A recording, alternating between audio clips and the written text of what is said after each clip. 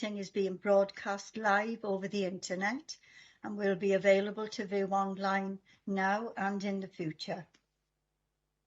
We welcome the use of the Welsh language at meetings. I have had no request for people to speak Welsh today, so this meeting will be conducted in English only. Those attending in the chamber, please be aware that we are all on camera and may be visible on screen when people around you are speaking. And please remember to speak clearly into your microphones. Committee members participating remotely, can you please refrain from using the chat function and instead use the raise hand icon to indicate when you want to speak. And please remember to keep your microphone muted when you are not talking. Right, we'll move on to the agenda. Agenda item 1, attendance and apologies. Chris, do we have any apologies? Just apologies from Councillor Stewart-Ashley. Thank you. Thank you, Chris. Item 2, declarations of interest. Chris, could you please ask members in alphabetical order to state whether they have any interest to declare? No problem. Thank you, Chair. Let me just... I'm sorry, I'm experiencing some technical difficulties a second. 1 second. Okay, sorry. That's all right.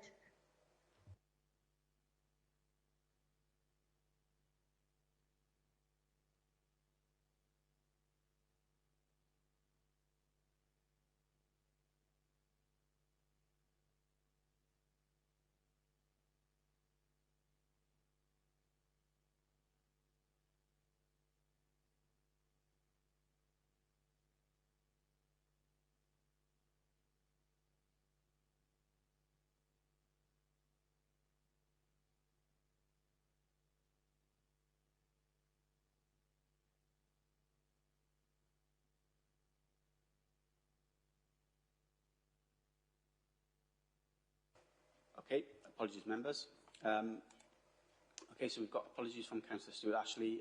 Councillor Best, I've got that you have no interests.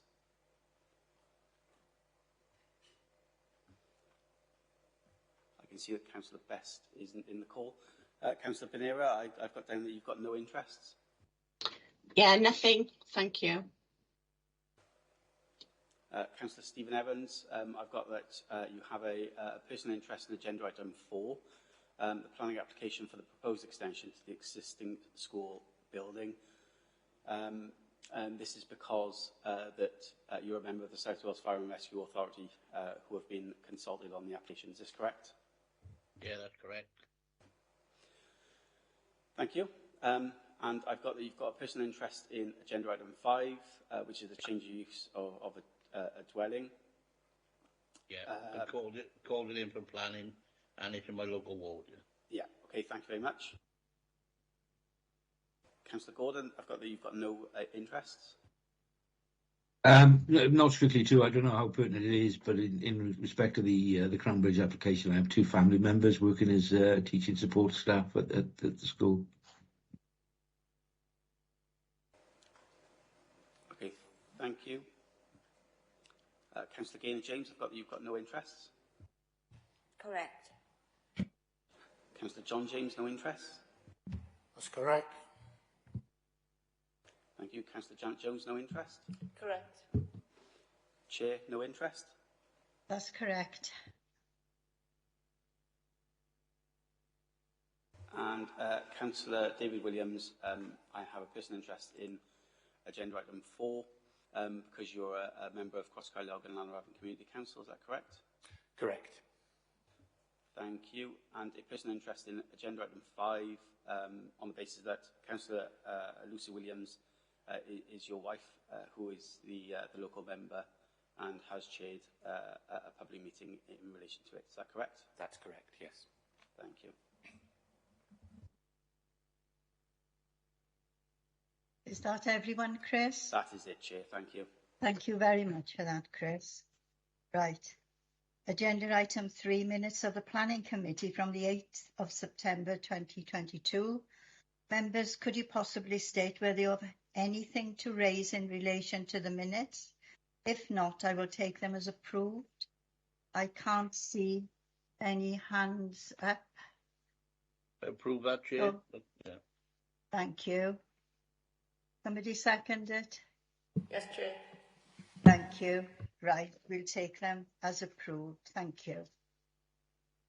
Right, we'll move on to agenda item 4, planning application 22/P/0503/FUL, and it's a full planning application for the proposed extension to existing school building, relocation of the Mugger and associated works.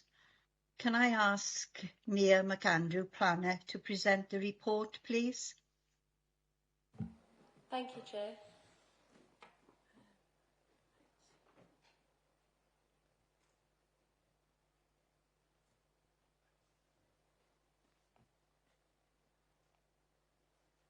So this is planning application, full planning consent for a proposed extension to the existing Crownbridge School to relocate the multi-use games area and associated works. So this is the existing application site. This is the school building. The access is off Turnpike Road. This is roundabout. These are the car parks to the front of the school. There's Crossy Killiog School to the north. There's houses on Turnpike Road to the east. There's houses at the pastures to the south.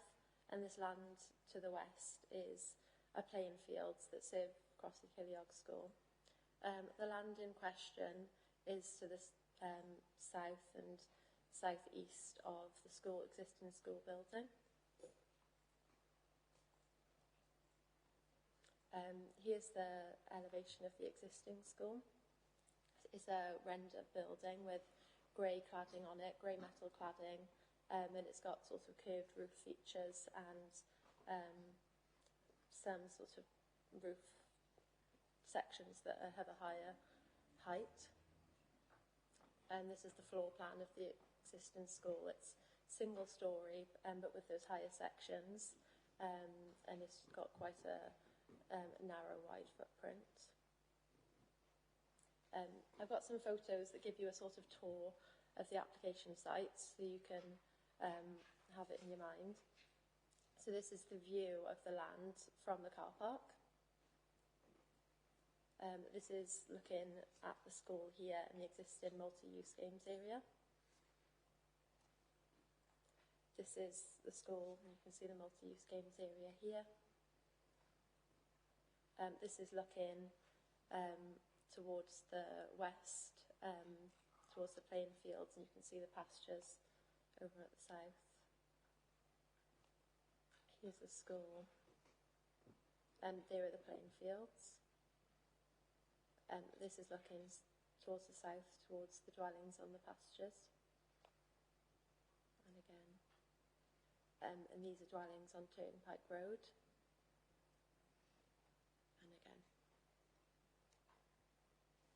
So this is the proposed site plan. You can see the extension here. There's a corridor link coming from the southern side elevation of the school. And then this is the extension here, this sort of rectangle with this protruding bit down here. And this is the new multi-use games area. And then there'd be green space retained around here.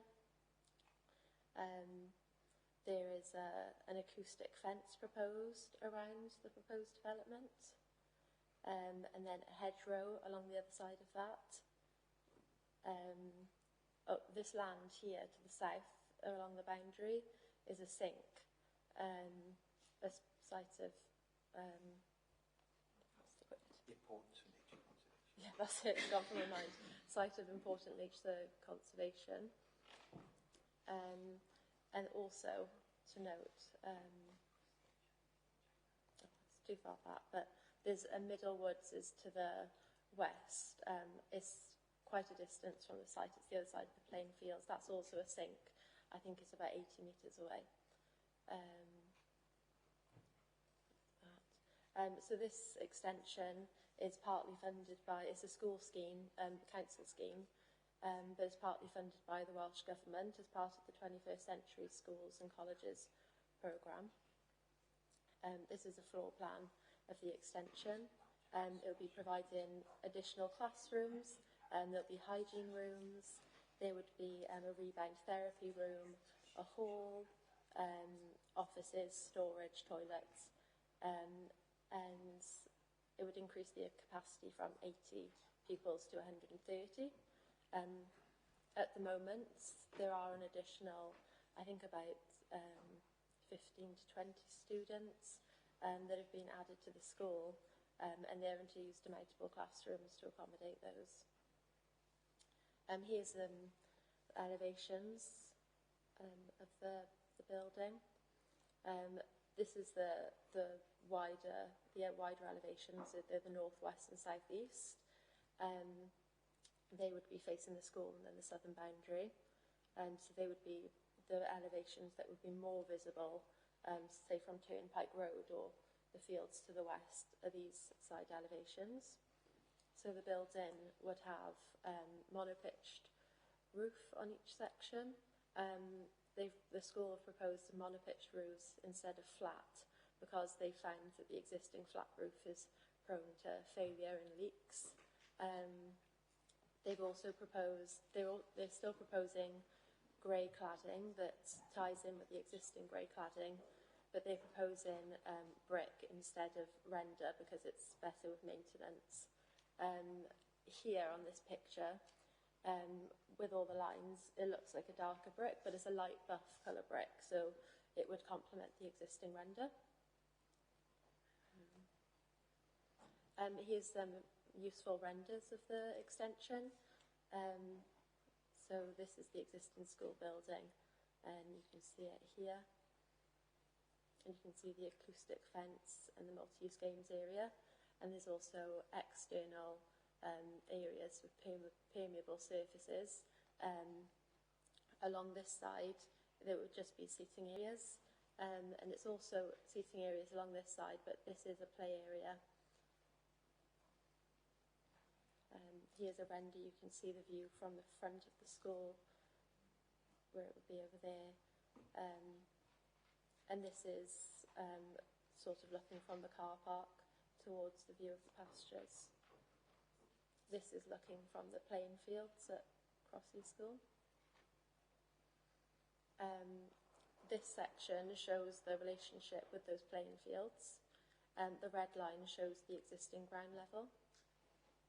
There would be a small retaining wall built to support that change in ground level. And there would be trees and hedgerow planted along the boundary. This relationship, these sections show the relationship between the development and residents on Turnpike Road. So you can see the extension here, and then this is the multi-use games area, and then there would be a bank. They've lowered the ground level, and then there would be the acoustic fence, and then here is the boundary of the neighbour, and then they've got quite a large garden going up to the dwelling. These are site sections showing the relationship with dwellings on the pastures. We have received 2 objections from residents on the pastures, and another resident just raised questions. So you can, again, the red line shows the change in ground levels, and this is, and neighbours did raise concern about a plan showing their rear hedge being replaced with a fence, but the agent clarified that was a mistake, and they've changed the plans to show a hedge on their boundary. So it shows the neighbour's hedge, and it shows trees and a ditch, and then it shows the proposed acoustic fence, and then the play areas and the seating areas on a walkway here, and then the extension. This is a landscape plan. It's quite big, so I've had to split it into 2 sections, but the only real change in the northern side of the site, you know, they're keeping all the green features, the green infrastructure. They're just along this top boundary, they're removing a tree, and it's because it's a Caspera yew tree, and so the tree officer recommended that they remove it. And down the south, they're proposing hedgerow along the acoustic fence. They're proposing trees to be planted here. They're proposing rainwater gardens here, here, and all along here. There'd be trees and hedgerow along this boundary with the neighbouring field. There are oak trees along this southern boundary, and there would be some development partially within the root protection zone of these oak trees, such as you can see the rainwater garden here, and there's some hard surfacing by here, and then part of the retaining wall there. The extension wouldn't be within the RPZ, but some surfacing, another development would. And there would also there would be a bit of loss of hedgerow here, but it's just ornamental hedgerow, and there would be replacement elsewhere. And also, there'd be some ecological enhancement to the site, which is a really important consideration. So there's the rainwater gardens, as mentioned, the acoustic fence, which would have hedgehog gaps. There'd be 4 eco bat houses fitted, and there'd also be 4 sparrow nest boxes. The recommendation for the proposal is that consent be granted. The development would lose open space and wouldn't, due to the constrained nature of the site, wouldn't provide mitigatory open space elsewhere, which would be contrary to policy CF5, which seeks to preserve open space. However, given the benefits of the proposal, we consider that it is acceptable. That's it. Thank you, Chair. Thank you, Mia. That was a very comprehensive presentation of that application. I can only see one hand up. Is that right, Chris? I can see Councillor Stephen Evans. Got a question, Steve? Yeah, thanks, Chair. I got 2 actually. The first, I heard you meant about making some green infrastructures under the buildings with the rain harvesting and everything. What else are they proposing to use on it? Is there going to be any solar? Is there going to be any other initiatives for that? That's the first question. And the second question, it leads into 2 parts.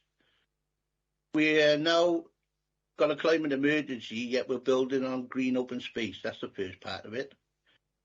And now we're building on it, and you're doing mitigation. What is the loss in terms of the mitigation against what we're put back in? Can you answer that, please, Mia?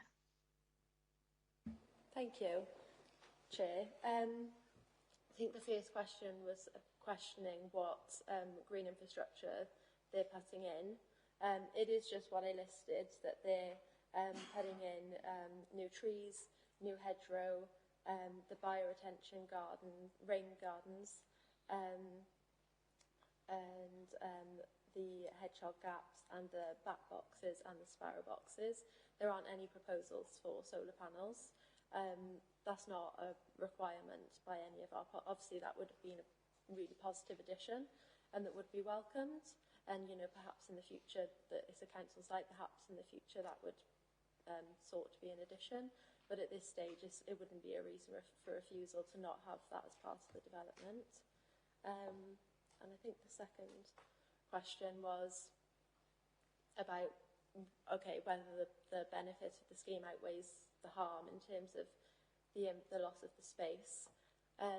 Obviously, all green open space is important. The ecological value of the grass wasn't considered to be high. Ecology weren't concerned with the loss of the grass. Obviously, it's an attractive green open space that sort of provided a setting to the school. It's always been playing fields. Before the Crown Bridge School was built, it was playing fields at Sir Crossy School.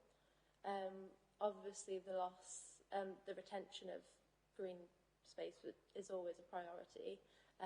It's not being lost in its entirety. There would still be some retained. They are adding the features that I said about, such as the trees and the bioretention gardens, and then the ecological enhancement. And obviously the school is a really big benefit. It's a really positive development. It's going to provide really important school spaces. It's a special education needs school. There's not, many of those around, and they're really important spaces. The school's already over capacity. It would be a really good opportunity for the council to get this funding from the Welsh Government. So in this instance, it is considered that the loss of that green space that has limited ecological value, and then with the mitigation that they're putting in place with the green infrastructure, it is considered acceptable in this instance. Okay, Steve. No, thanks for your answer. That's very comprehensive. Yeah. I've had to ask that because probably other people are not aware who's perhaps looking in. But what I am astonished, we seem to be doing these new buildings under the green environmental projects, particularly with climate change. We're doing the building in the surrounding areas, but the buildings are not being enhanced with climate saving things, which I'm quite astonished. We should be leading on some of this.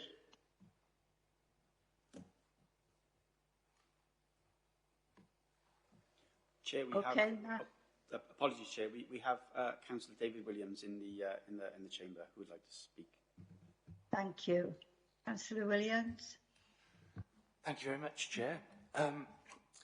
It seems reading through this report that the primary concerns are around the outside space, less so around the building itself, and I that's positive, and I can see that the building is an enhancement. I suppose the observation is it's a little unfortunate that perhaps some of that expansion capacity wasn't built in at the beginning, but we are where we are. I think the main concern for me is very much around the drainage, particularly seeing the comments from NRW, drainage officer, etc., and knowing the site to a certain extent myself. So I think that I probably want to see that, but two points really. One is there some scope for actually appropriate planting for things like willow to help absorb some of the water and manage that water flow, because there's a considerable amount of water flow that comes down from the old County Hall site and down through the fields, etc. And whilst work's been done in the past, there still floods. It still floods down towards the bottom. So that's my first point.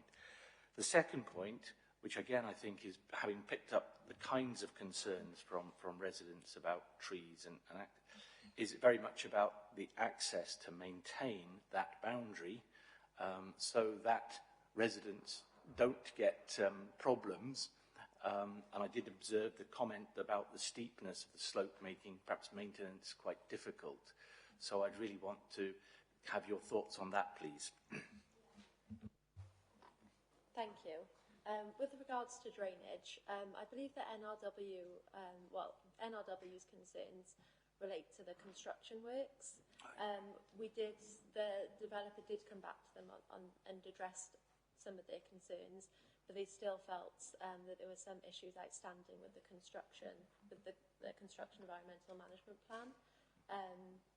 So it's just the management of the development around that southern boundary. And we've got a condition that will address that, and NRW have provided that condition and they're happy with it. Regarding the drainage scheme, they're proposing permeable surfaces throughout, but it would discharge to that watercourse on the southern boundary to the Avon Llwyd.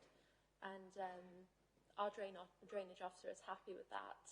And it's a sustainable scheme, but there is a separate process to the planning process required by Welsh Government that's relatively new, and it's the SAB consent. And separate to this application, they're going to have to take a really detailed drainage scheme to the SAB body with an application, and they're going to have to make sure that they've got a scheme that works and that is sustainable. So our drainage officer at this level is satisfied, and then SAB is going to catch any potential issues. I'm not sure if Richard or Helen want to add to that regarding the SAB consent. Yeah, I don't know whether members are aware of SAB, but basically sustainable urban drainage systems are now an important feature of planning. There's a different regime as well. So apart from getting planning permission, and drainage details are supplied for planning, they also need to go through another consent procedure. We as a council are the SAB authority, but we would need to then ensure that the drainage systems are sustainable and monitor that going forward. So, yeah, that is covered. Right. Councillor Williams? Are you satisfied with the answer? Yes, that's helpful. I think my point is also that and I'm reassured by the separate drainage work, because I think that's obviously the potential to address some existing issues as well as what potentially might arise from this development. So I welcome that. Right, thank you. I think we've got another Councillor Catherine Bonera. Would you like to ask your question? Yes, good morning. One comment and one question, just to refresh if that's okay, Mia. Can you just confirm the distance from the fence to the neighbouring houses? I've probably just skipped past that or didn't absorb it, but just the distance for me for clarity. And also, just to comment that I totally agree with Councillor Evans regarding the solar panels and environmental. That's a big thing for me, and I'd be really happy if that's something that they could look at into the future. But unfortunately, at the moment, there's a huge delay on inverters and batteries, so that's something they probably wouldn't be able to do at the moment. I know that we've had our solar panels fitted just yesterday, and they was unable to actually fit the inverters and the batteries because of this issue they're having. So, yeah, just that, if you could answer the question for me, Mia, that would be great. Thank you. Thank you. Firstly, about the distance from neighbours, there's varying distances because, you know, the boundaries are all at an angle and then the school's at an angle. But the distance, I've got some written down, the distance from the neighbour's boundary to, I think the closest one is 7.3 metres. From the rear boundary of 19 the pastures to there's a picnic area for wheelchair users. And then that boundary is also then 14.4 metres from the extension. And then I think the closest distance from a neighbouring dwelling is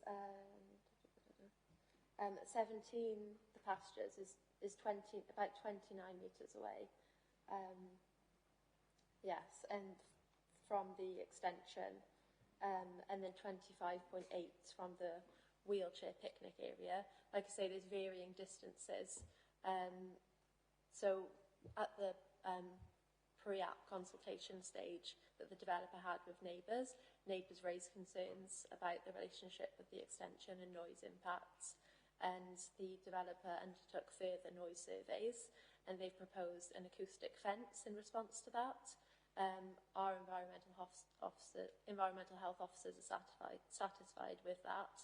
And then people have raised concerns about, or neighbours have raised concerns, okay, if, say that isn't effective, what would happen about it? So environmental health concerned that it would be satisfactory, but just as a precaution to protect the neighbours, we have written a condition that would require the monitoring of the noise impact, and then they would submit a survey of the findings, and if any issues were raised, then they would need to submit a mitigation plan for it. So we've tried to sort of mitigate any worst case scenario. And then the second question, you were reiterating about the solar panels, but I'm not quite sure what the question was. Could you clarify, please? Yeah, Oh, yeah, just a no, comment. it was just a comment, but thanks Okay, for that, thank Mia. you. You actually answered my follow-on, which was about monitoring the noise, so that's great. Thank you so much. Thank you. Right. Thank you, Councillor Bonera. There's someone with a hand up in the chamber, and I can't, there's no name for me to identify them with. Thank you, Chair. That was me. I think Councillor Janet Jones wants to ask a question. They've already been Thank answered. you. Thank you, Chair. It's been answered. Okay, then. Right, any more questions? Right, if there are no questions or comments. Sorry, Chair, there is somebody in the chamber wanting to ask a question. Is there? Apologies, Chair. It's Councillor David Williams. Oh, right. Councillor Williams? Thank you, Chair. It's just to, this is more of an observation rather than anything else. It was pleasing to note the consultation with local residents, and obviously you've only had 2 responses back. That suggests some broad support. As the ward member, where the residences sit, I can confirm I have not had any points raised directly to me. So that's just an observation for this committee. Right, thank you for that. Is there a member now would like to move a proposal? Yes, Chair. I propose that it be accepted with the I'll conditions. second it, Chair. Yeah. Thank you, and it's been seconded. Thank you. Chris, could you please ask members in alphabetical order to state whether they are for, against or abstaining? Yes, Chair, thank you. I won't go in alphabetical order. I'll just go around as I see members. So, Councillor Janet Jones. For. Thank you, Councillor David Williams. For. Thank you, Councillor John James. For. Thank you, Councillor Gaynor James. For. Councillor Catherine Bonera. For. Thank you, Councillor Alfie Best.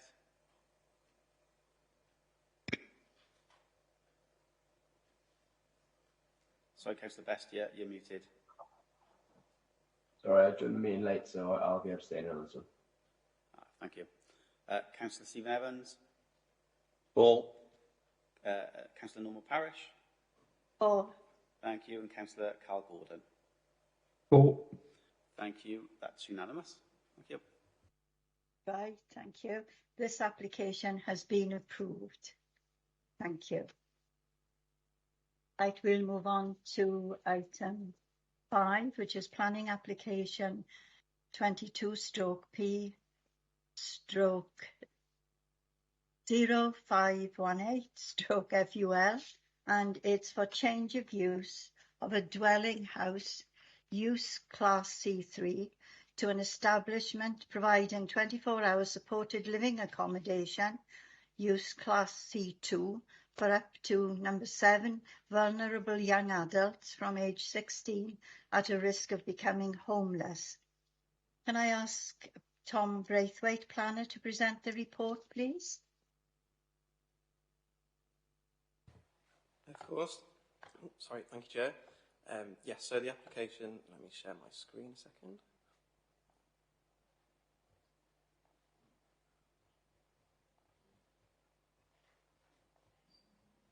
So, as you said, the application is for a change of use from a dwelling house to an establishment providing 24-hour supported living accommodation for up to 7 young vulnerable adults aged 16 to 25. So, just give it a bit of background from the site. Here's an aerial photograph. The site is an existing dwelling house. It's called Gorse House in the western parts of Cwmbran. The site is semi-secluded and it's served by a approximately 200-metre long private driveway off of Greg Road. As you can see to the north here in this photograph, the private driveway, part of the driveway, and the dwelling house here. There are existing neighbours to the east and the west. And the neighbours to the east are approximately 50 metres from the property, and the ones to the west are approximately 70 metres from the property. I will preface this presentation. There is two things to preface. The page 59 of the agenda, the committee report refers to the application being assessed against LDP policy H6. This should read C4. And also, in terms of representations, we've had a total of 19 representations received in the consultation period for the application. And then since the publishing of this agenda, today's agenda, we've had one additional representation. This representation received in the last week, the matters that are raised aren't any new matters, and so the committee report as it stands covers all of these concerns. So we can see here the proposed ground floor plan for the property. It would be a 7-bedroom property with 2 staff accommodation rooms. We can see the proposed first floor plan here. Just to give a bit more detail on the use of the property. So it is for supported living, which is in use class C2, for 7 young people who have since left the care system or are care leavers.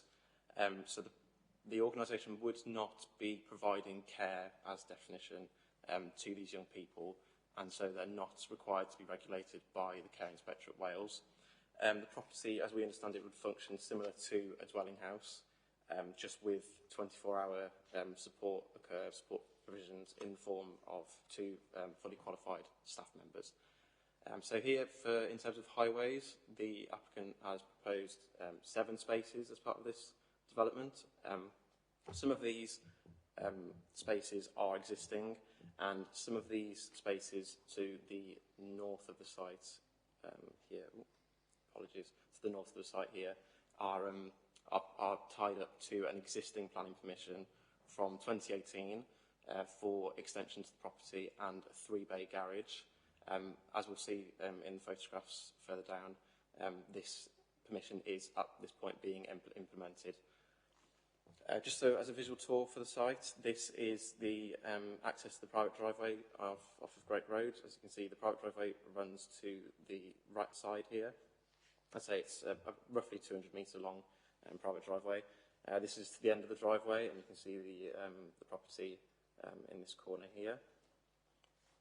This is the side elevation of the property and all the hard surfacing as existing here. There's some existing parking provision to the left-hand side as well, to the front elevation of the property, as we can see here. This photograph shows the implementation of the permission from 2018 currently underway.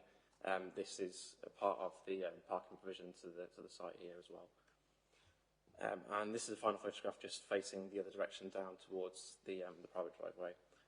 I would like to preface just a couple of conditions, important conditions that would be attached to this consent. So the first is a temporary permission for a period of 3 years. So the condition would state that the permission is temporary from today's date and expiring in 2025. This is placed in the interest of monitoring any impacts on neighbours or any impacts on residential properties or the character of the area. And once this use had ceased, the applicant would then be required to apply to vary or remove the condition to make the use permanent on that basis. And once that application comes in, it would obviously be assessed on its merits at that time based on the monitoring that's been undertaken. The second condition that we've proposed for this application is a personal permission. So it would be a condition that the site would be organised and operative by the applicants only.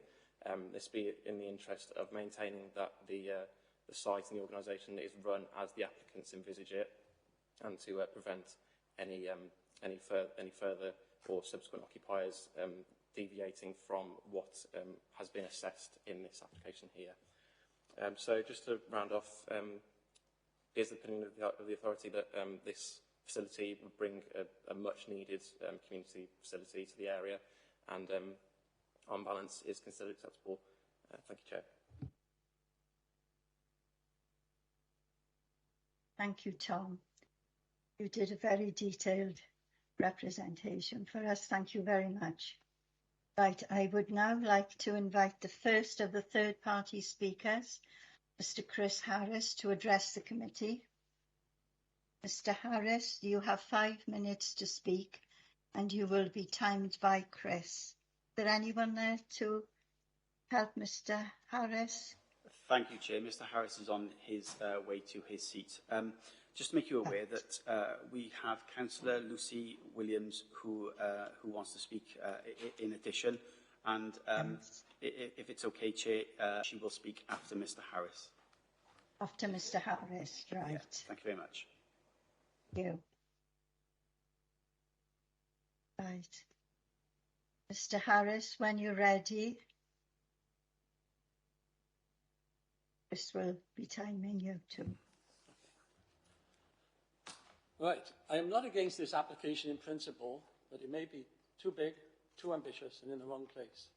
The application has grown and changed from a registered children's home for 4 children, as specified on the application, to a supported living accommodation for up to 7 adults from 16 to 25 years old.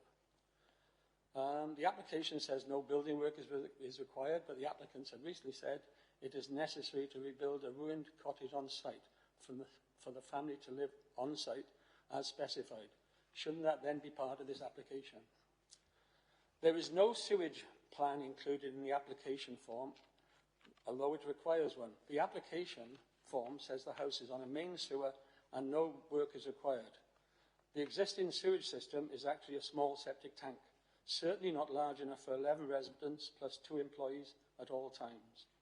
Connection to a main sewer would require some major work on narrow public roads. I have reported this in my comments, but I'm amazed that it's not appeared in the report.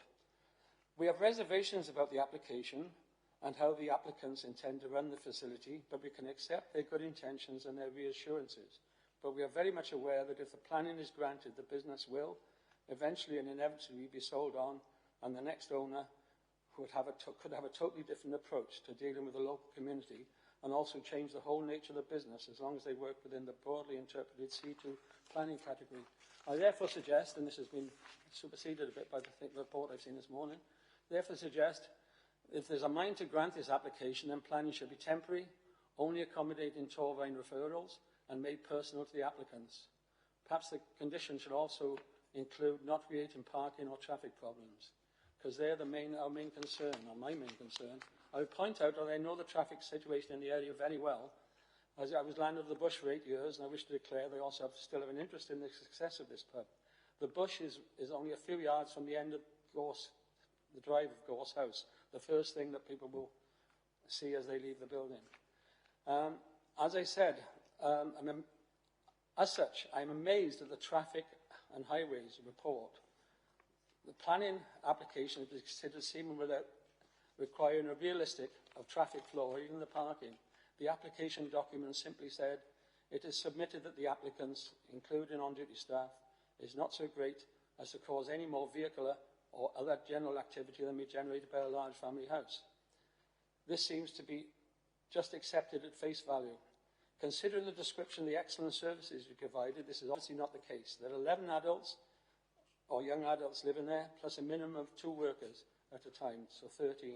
The family will have normal journeys associated with the family living out of town, except they will be also making journeys in and out associated with the business. They will have 3 or 4 cars. Each resident will have a taxi or other means of getting a lift to school, college or work. Local schools are not the right age group.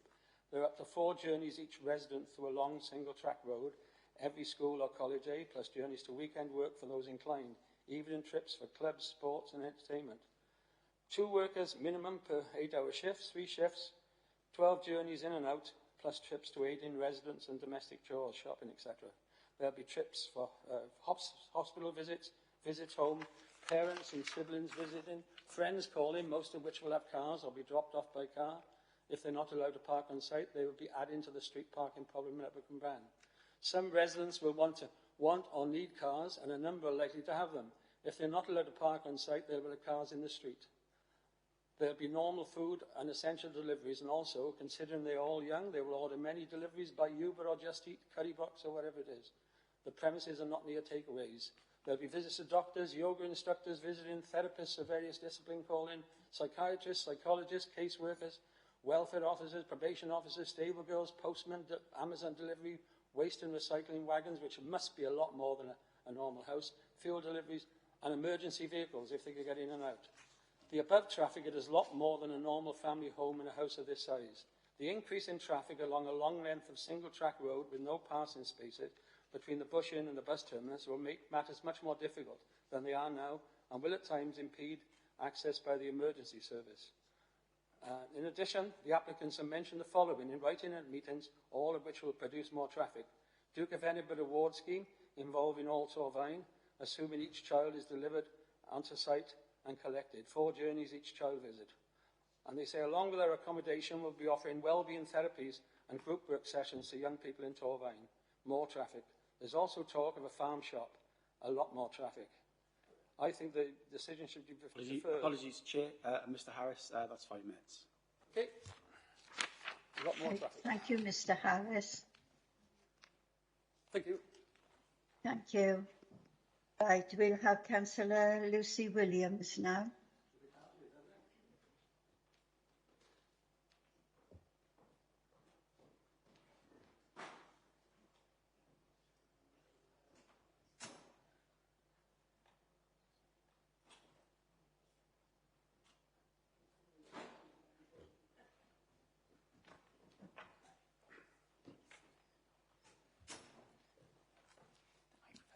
It's on, is it? Okay. Thank you, Madam Chairman. Thank you. Lucy, you will have 5 minutes, and Chris will be timing you. Okay, start whenever you're ready. Thank you very much. I thought it would be worth just presenting you with a summary of how the application has been discussed in the community. I'd like to, first of all, emphasise that as Borough Councillor for Upper Cwmbran Ward, since the application has been discussed since August, I've tried to be scrupulous in being fair in listening to both the applicants and the residents as I represent all parties. So I'll just read the paper I wrote because it's simply a summary. So just to put it into context, the end of this process was a public meeting that was held on the 26th of October, I think. So it was part of the consultation process which began at the beginning of August. So when the public notice of the application was circulated, there were concerns from local residents. So during that time, residents were encouraged to log their applications, which I'm very pleased to see that they did. I wanted to gain a better understanding of the planning application, so I myself had an informal meeting with the applicants. I also had a colleague from the commissioning department and a colleague from the community council. And we know that following that application, the applicants were able to have further conversations with the commissioning team and the 16+ team, so engaging with the local council. It was very clear that all the residents and the applicants were keen to have a public meeting, so this was why it was held. I'll just summarise. I'm not going to go through all the issues that were raised because many of them have been already logged. But what I wanted to, so at the public meeting we made sure that people who hadn't been able to express themselves were able to. And this is a summary of some of the concerns. Was the type of assessment that the young people were going to be having. Concerns about monitoring and inspection, about staffing ratios, about the fact that this was a private provider, with the concern that the main driver might be for profit, and that the concern, so that was one of the concerns. So the summary of the responses, there was a clarification, which you've already heard, that this is not a residential home, it's an extra care facility. The applicants did in fact say that although they weren't obliged to register with the care inspectorate, they were ensuring that the standards of the house were up to that standard. There was useful there was useful conversation from the commissioning team. The applicants made clear that they were looking to support young people from Torfaen wherever possible. And they gave reassurance about the ratios of staff and the ratio of staff and how the project would gradually increase. They also made clear that they were the only directors of the company and that any profits would go back into the project. I think one thing I'd like to, is worth pointing out, there were quite a lot of concerns about antisocial behaviour. I think it's important that when decisions are made that there's a distinction between the issue of antisocial behaviour, which is already very prevalent, as we know, across Torfaen, and possible antisocial behaviour deriving from this project. Those are two separate issues. And I think the understanding was that because the applicants are going to be living there, and they themselves already experience antisocial behaviour, that will help to mitigate that situation. I think all I would end by saying is that, as my colleague before has pointed out, there are ongoing concerns about increased traffic, particularly from those residents who live very, very close to the entrance of Gores House. But I would also point out that it's very well known in the borough that provision such as being offered is really needed, and that the quality of care that's going to be provided would certainly go a long way to meet that provision. Thank you very much. Thank you, Councillor Williams. I would like to invite the third speaker, Miss Sandy Bryson. Miss Bryson. They're just making their way to the seats. Okay, thank you.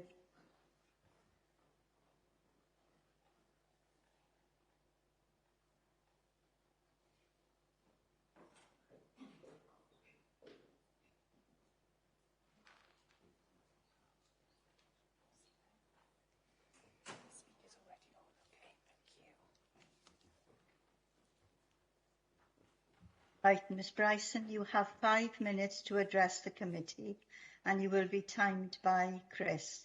So you can start when you're ready, please. Okay, just like to say good morning. Thank you to everyone for coming and for giving us this opportunity to speak for a few minutes. Just wanted to introduce myself, Kirsty and Sandy, the ones who've put in the application today, just to give a face to the name and the application. Just wanted to reassure everyone, well, I'm a nationally qualified youth worker and I completed my degree in youth and community 17 years ago. I've worked with young vulnerable people for the past 20 years in a variety of settings. My passion is still supporting young people and animals and the outdoors. So post-COVID, well, during COVID, just loved being at home on the site. We're really lucky that we've got an amazing, lot of land with stables, and it just gave me the idea of, just working from home, setting up a business. In my line of work, I've recognised there's a massive need. There's a gap for quality supported accommodation for young people and support in the community in whole of South Wales. We've consulted with Torfaen Borough Council, with social services, and they've confirmed that there is a need for supported living. There's a gap. There's a housing shortage at the moment, and a lot of young people are being put as far away as Weston-super-Mare, up the valleys. They're taken out of their communities and having to go other places because of the shortage and having to go to bed and breakfast. So this sort of gives us the idea. I've always wanted to do equine therapy, so I wanted to do supported living, which wasn't just like your basic, you bring them in, give them, teach them life skills, how to manage a budget, how to take care of themselves, that sort of thing. I wanted to make it more of a holistic way, where you could have equine therapy. When they were talking earlier about the other things like Duke of Edinburgh Award, and I'm a DFE leader, I've done that for 10 years. So yeah, I'd love to incorporate all these sorts of skills and knowledge and experience that I've gained in my career. But obviously this would be part of a long-term plan. So I do understand the concerns of residents about, traffic and, other people coming to the site. But the main house is separate from, the entrance to the main house would be different from where we would be doing the DFE at the back of the land. So that wouldn't be the same entrance. So I just wanted to make that clear. And like I said, obviously this is going to be a temporary 3-year application, which we welcome because we want to work in partnership with Torvine to ensure that we're meeting the needs. I want to make it a really spectacular place. I want to make it a really lovely place for young people to be and reach their full potential. Obviously understand the concerns of the neighbours with regards to parking and traffic mainly, because obviously on site we've got loads of parking, but with the young people it's only up to 7 young people, and start off with we're only going to have 3. Our young people, we're hopefully going to be working with the care leavers who are 16.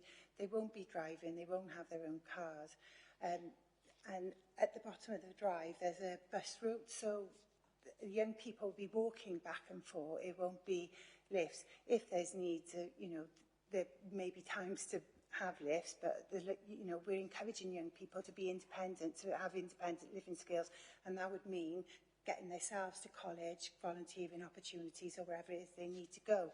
So obviously, if we did need to give them lifts, we would to support them. However, we will be encouraging them to be living independently, and that would mean travelling independently, making their use of the local transport links. I was just going to say, at the moment, we do have a lot of land, and the back of the land is near to Thornhill, and we do get some antisocial behaviour. So we feel if we use the land, so using it for outdoor education, doing bushcraft, doing DFE, teaching them camping skills, things like that, that'll put off young people from coming on the land with antisocial behaviour, because I noticed during COVID, when we were walking on there a lot, you didn't get the antisocial behaviour.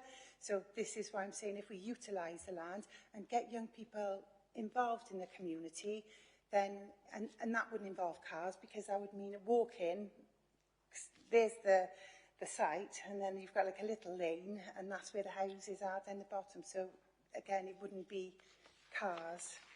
Yeah, I just wanted to just make it clear that we have consulted. Apologies, Chair. Apologies, Mrs. Bryson. That's 10 minutes. That's 5 minutes. Sorry. Thank you so much. Thank you.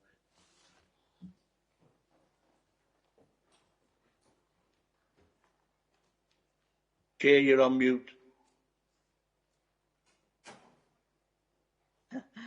Thank you for letting me know. I would like to invite the 4th speaker now, Miss Kirsty Bryson. Apologies, Chair. I think it's Mr. Sandy Bryson. Oh, no, he's happy that everything's covered. You okay? Yeah, okay. That's fine, Chair. Mr. Bryson. There are no more speakers? No, I think that's it, Chair. Oh, right. I had missed for both the speakers on my list. Right. Sure now, no other speakers? Last call for speakers? No. Right, okay. Right, Tom, do you wish to comment on any of the remarks made by the speakers? Yeah, of course. Thank you, Chair. Right. Yes, I want to thank all the speakers in the last few minutes. Just to clarify, a lot of the points Mr. Harris particularly raised have been addressed in the report. Concerning the connection to the sewer network and all of that aspect, Welsh Water have no observations on its application. Their consultation response reflects that. In terms of the parking arrangements and road traffic instances, Highways Officer offers no observations or objection on that basis. I think for us, a major consideration is the existing lawful use of the property, which is a dwelling house, which is it's a sizable house which could accommodate a large family, and we consider that on balance, basically the on-site parking provision and the vehicle movements that would be generated from the use, whilst slightly intensified, wouldn't be that dissimilar to that of a large family. In terms of the conversion of an outbuilding, there is a condition attached to this recommendation, ensuring that there are no more than 7 residents at any one time and 2 support staff. This 7 residents condition is inclusive of the applicants. It's my understanding that there is ambition for an outbuilding in the courtyard of their dwelling to be converted into residential accommodation. This doesn't form part of this application specifically, and would be prepared and submitted as and or when the applicants see fit. In terms of the aspirational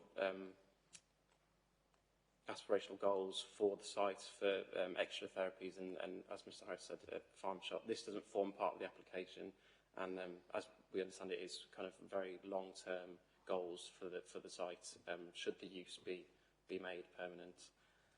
I think that's everything I've addressed. Thank you, Chair. Thank you, Tom. Right, I can see we've got 2 people asking questions. Councillor Steve Evans and then Councillor Carl Gordon. Steve, yeah, thank you, Chair. As you're aware, I'm the ward councillor. I've had no inkling with any of the public meeting or anything like that. There is concern about the drains. There is concern about the road and the traffic. It is a very, very narrow road. And the issues I've got is if there is building work to be done, then large vehicles are going to have to come in and out that entrance. And this will cause detrimental issues within that area. That's the first thing. And antisocial behaviour is a problem within the area. We're bringing youngsters who are vulnerable and who've got issues right next to a local licensed premises. So that's the other thing. The issue of where this particular place is regarding noise, pollution and anything around that area, because it's such a quiet area, anything going on will affect the local residents within that area. So that is an issue. I mean, the other thing is people are concerned that I'm aware of that these youngsters are not going to come from Torvine. They're going to come from other areas that no other borough wants to touch, and we'll end up with the troubled youngsters that are more troubled than anyone else.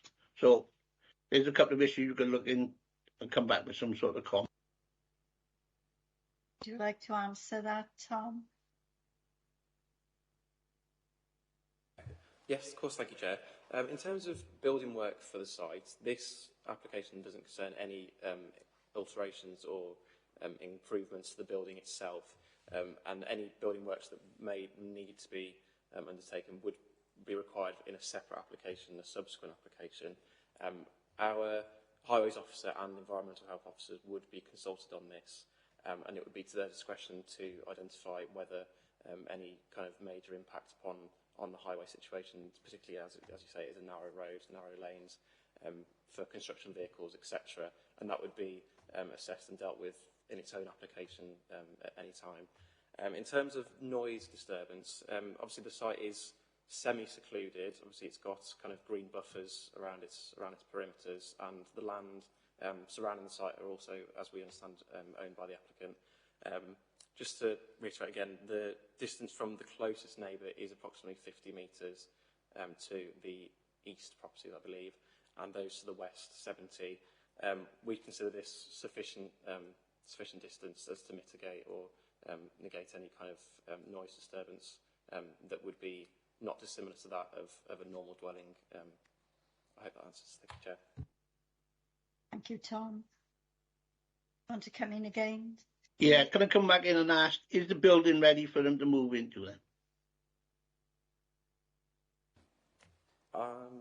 Sorry, Richard. I think that there may well be some. The application doesn't say what internal alterations might be required, but to all intents and purposes, is an existing dwelling house.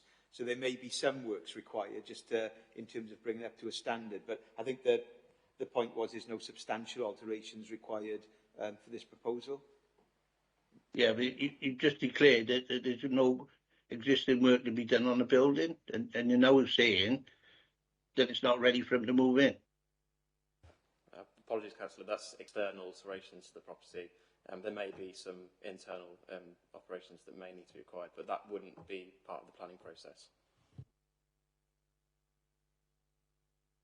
Yeah, but going back on the question about large vehicles coming to do this type of work, that would have an impact. I just say that, I mean, any remote property that wants to do some work will have a small period of time where there may be larger vehicles coming in. It's short-lived, and I don't think that we would be able to block bigger operations going on because of that aspect. There needs to be proper traffic management in place. But what we are saying in this particular case is that there's no major external alterations being proposed, and anything internal isn't covered by planning processes anyway. So it's not expected that there will be major work involved in this particular proposal. Yeah, but the point I'm trying to raise is that the building is not ready for them to move into there. I can't answer that question. I don't know whether internally it's sufficient for them to move into. There may well be decoration.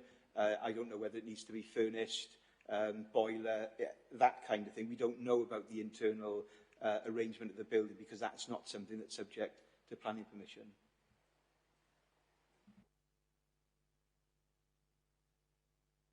Right, I think, right, we'll move on to Councillor Carl Gordon. Your question, please, Carl. Yes, thank you, Chair. Sort of observations and questions, really, and some of my questions have been answered during the course of the meeting, if you like. I think it's kind of a universal truth that this type of provision is desperately needed. Okay, I've got my own personal misgivings about whether this best sits in the private sector or the public sector, but that's my own axe to grind, and I don't think this planning application rests on whether it's private or public. But having said it, the provision is needed. I think going through the report and listening to sort of the ward councillors and listening to all the sort of reservations that the sort of interested parties have, I think we do need to balance that. One of my questions was going to be, because this property sits outside the urban boundary, whether creating a new dwelling would sit in with the sort of placemaking and travel issues. And Mr. Harris's contribution earlier, and thank you, Mr. Harris, for your contribution, outlined the sort of the potential traffic issues. There's a thing in the report saying the sort of residents of the house wouldn't have transport. I think that's a bit presumptuous on our part to suggest they would be in a financial position to own a vehicle. We don't know that, do we?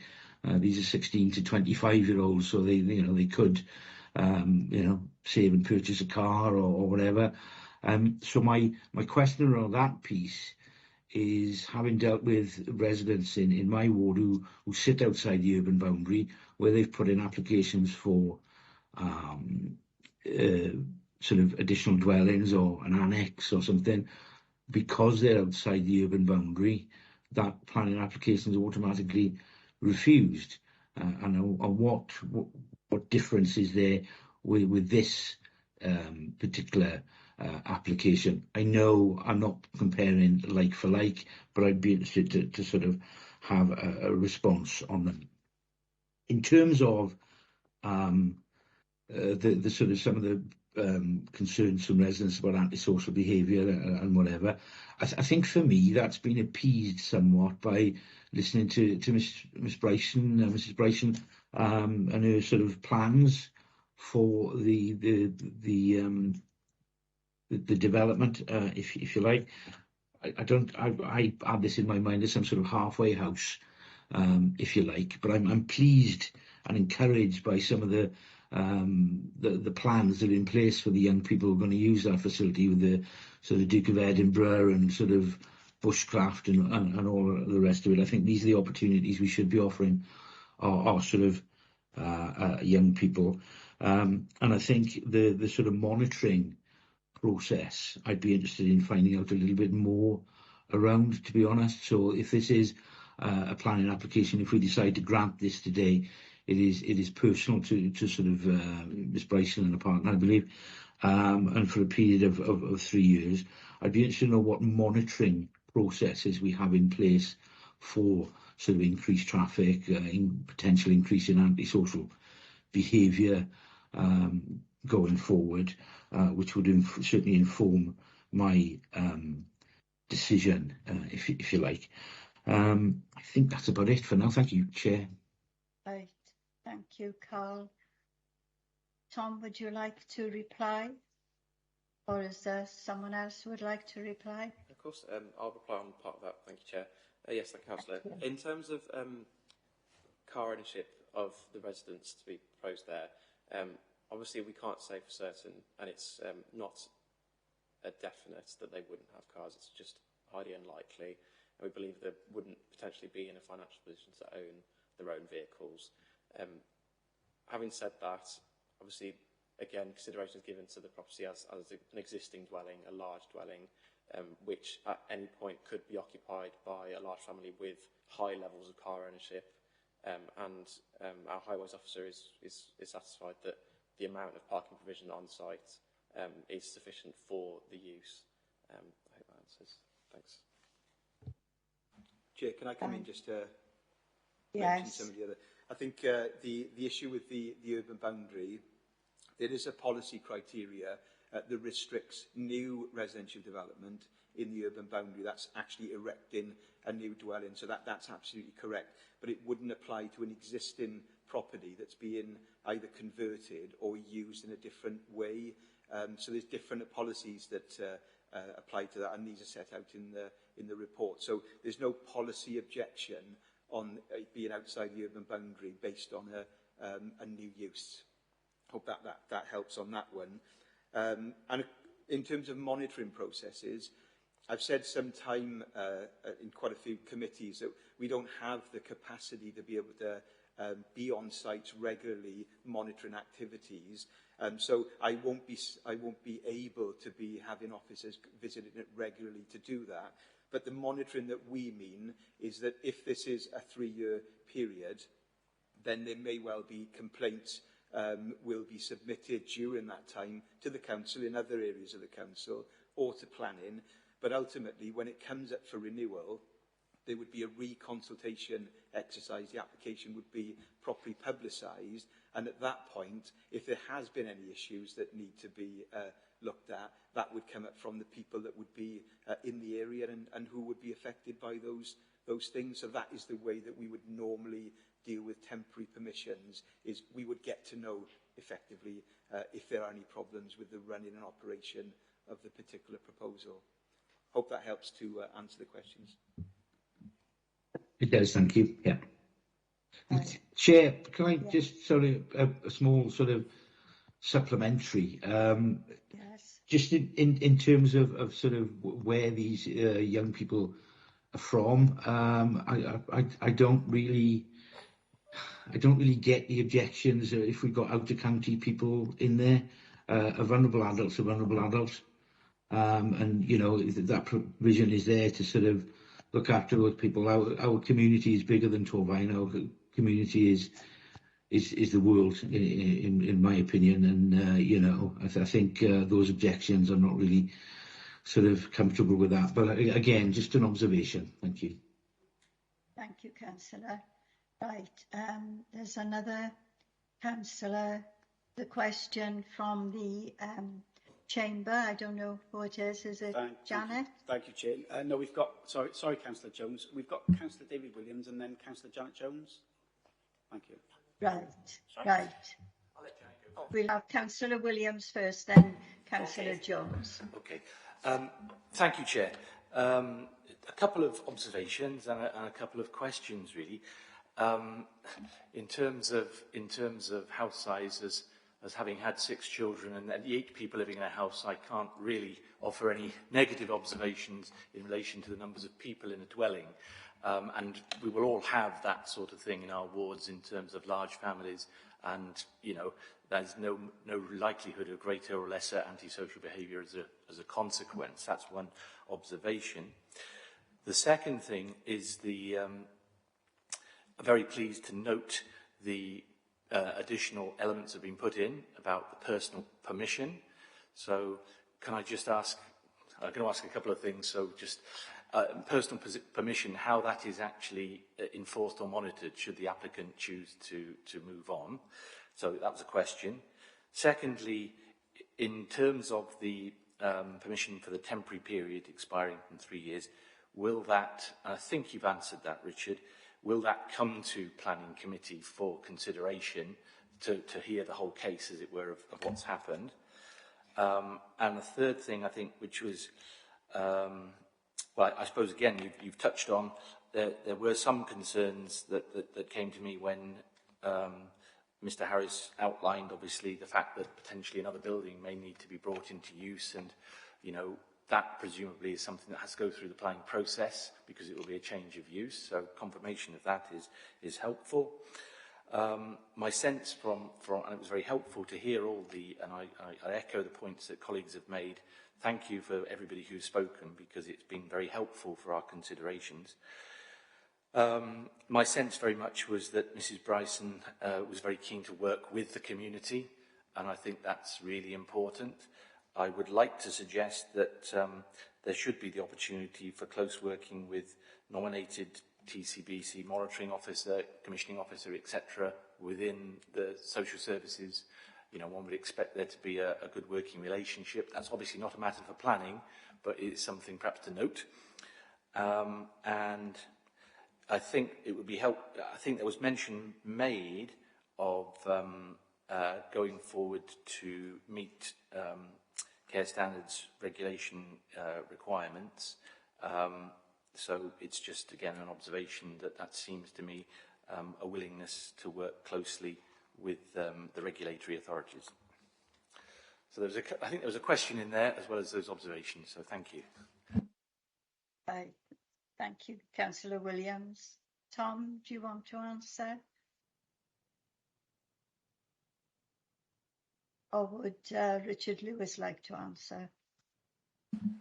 Oh, Helen's going to answer. Sorry, thank you. I got confused with my laptop then. Yes, just to look at those questions. In terms of the personal planning permission, normally planning permission runs with the land. However, in this case, because we're granting a personal permission, it will run with the applicant. So once they are no longer involved in the operation or sell the property on, that permission is no longer valid and alive. So that it wouldn't cover any future occupants or different companies. In terms of the temporary period, yes, they didn't need to reapply for a permanent planning permission after the 3 years, and yeah, that is something that we would bring to committee, given that the initial application had come to committee, and full consideration be given at that time. In terms of the outbuildings, yes, any works sort of outside, beyond the scope of this application, in terms of the conversion of just the main building to a C2 use, any additional works in terms of ancillary accommodation on other parts of the site would require further application. Thank you, Chair.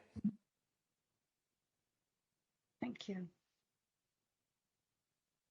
Right, Janet Jones. Thanks, Chair. Councillor. Thanks, Chair. Just two quick questions. Are we assured that this premises will not become a house of multiple occupations? And is there a limit when these young people are expected to stay there? Are they expected to stay there long term? Or if they leave within that sort of 3-year period, who will monitor them? Because they will come back into our social care system. That might be not an answer for planning, but it's a consideration that I've got. Right, thank you. Yeah. Thanks, Councillor. Yes, in terms of the use of the property would be C2. There is a condition removing permitted change of uses within that use class. So within use class C2, there are formal care facilities as part of that use class, which under normal circumstances there would be permitted change of use rights without planning permission to change it to a formal. We've removed permitted development rights for this property specifically, so that any subsequent application would be needed to change that and would be assessed as and when, just to ensure that the site remains strictly as supported living and to prevent, obviously, that a formal residential facility obviously has a different impact, which hadn't been assessed as part of this application. Thank you, Tom. That's brilliant. Thank you. I got two other speakers, Alfie Best and then Stephen Evans again. Councillor Best. Thank you, Chair. I had a few questions. Firstly, could planning officers comment on the sewage outlined by the resident, the concerns regarding sewage? And secondly, what is the current state of traffic on the road? So if there's, say, 10 cars an hour already, what I don't think 2 or 3 more would be of particular concern. Thank you. Right, thank you. Tom? Yes, thanks, Councillor. Sorry, I've just having some technical difficulties. Could you repeat the first part about the car traffic, Councillor? Sorry, yeah, the resident who spoke, I've forgotten his name, but he was concerned about the sewage in the application. I wonder if planning officers could comment on whether sewage has been fully addressed. Yes, of course. The sewage, foul sewage and surface water drainage is covered by Welsh Water. Our environmental health officer, as part of this application, they got in contact with us to ask whether the site was served by a public sewer network or a private. We've had confirmation since, as in the last few, during this application process, that it's served by a public sewer network. Thank you. Sorry, Ken, I think you mentioned about the traffic as well. We've spoken about the traffic. I think it is difficult, the access to the property, but I think our balance is that because it is an existing house, and as a member has already said, you can get big families. This is not considered to generate significantly more traffic as a use. And we've also said that the type of people occupying are more unlikely to own vehicles. That doesn't mean they won't, but they are more unlikely to own vehicles. So taking all that into account, we are satisfied on the highways aspects. That's great. Thank you very much. Right, thank you. Councillor Evans, want to come in again? Hopefully I have a last say on it. With the antisocial behaviour issues, it is prevalent throughout the ward. The Backatorno, which Mrs. Broyd has said. In vast areas of Upper Cwmran, we've got a real problem at the moment. And this, what we're looking at, this don't, increase it. Now, where it's located, it will have an impact on the community locally. I need to emphasise that, whether people like it or not. And my comment regarding the vulnerable people come in, it's a private business. They may not all be from Torfaen, but sometimes these authorities will not take on really difficult ones and they put it out to the private sector, right? And as stated by Tom and others, there additional work needs doing on some of these buildings, which can have a diverse effect on the vehicles coming in and out and the traffic management, because there's a pub on that road. If anything parks outside the pub, the whole road's blocked. So that's the point I'm trying to raise. Even for emergency access, it is really, really difficult. Right, I don't know whether you want to comment on that, Tom, because you have explained this in your previous Yeah, I think we have sort of given our views in terms of balance. I think that probably, Councillor, was more of an observation than a question expressing concerns. Yeah. That's fair comment, but that point needs to be put across to all members because of the situation. Okay, thank you, Councillor Evans. Right, there's someone else now in the chamber wishing to ask a question. Thank you, Chair. Councillor David Williams. Thank you, Chair. Can I just seek clarification? As far as my understanding is from having last been up there, that is not actually a through road, is it, that goes all the way along? It actually terminates some hundreds of yards ahead. I just wanted to check if that's the case, because obviously there is a difference if it's a no entry, no access through, or it's simply access to houses. That's really just clarification for members, really. Right, thank you for that. Right, if there aren't any more questions, no more questions. Right, I'll ask a member now to move a proposal, please. I'll move this, Chair, and I'd like to approve the application, please. Right, thank you. Is there a seconder? I'll second that. Right, it's been seconded. Right, Chris, could you please ask members in whatever order you want to ask them, whether they are for, against or are abstaining this application? Thank you, Chairman. A bit more organised this time. I'll ask members in alphabetical order. Councillor Alfie Best. Right. Councillor Alfie Best? Yeah, 4. Councillor Bonera? 4. Councillor Stephen Evans? Against. Councillor Carl Gordon? 4. Councillor Gaynor James? 4. Councillor John James? 4. Councillor Janet Jones? 4 with conditions. Councillor Norma Parish? 4. Thank you. Councillor David Williams? 4 with the conditions as stated. Thank you. That's 8-4, Chair, and 1 against. So that's approved. Against, yes. The conditions are always part of it, Councillor Williams. Always. So that's not a problem. So this application has been approved. That concludes today's meeting. I thank everyone for your attendance and your contributions. I will now close the meeting.